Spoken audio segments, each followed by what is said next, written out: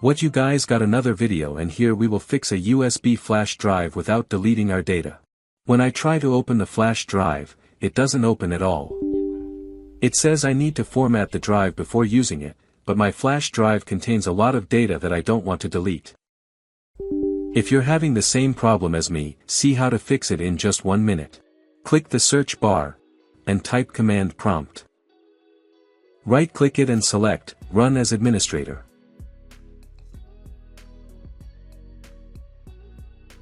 For convenience, I saved 2 commands in a text file on my desktop, so I can quickly copy and paste them.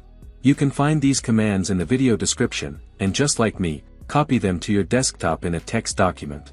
Please note the drive letter of your USB flash drive.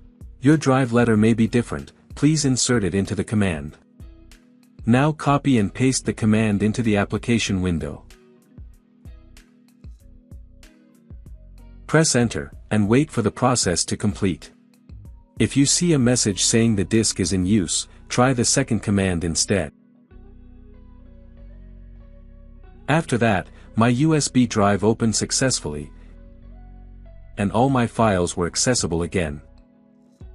Important: if you see the message CHKDSK is not available for raw drives, do not run the command again or format the drive if it contains important data.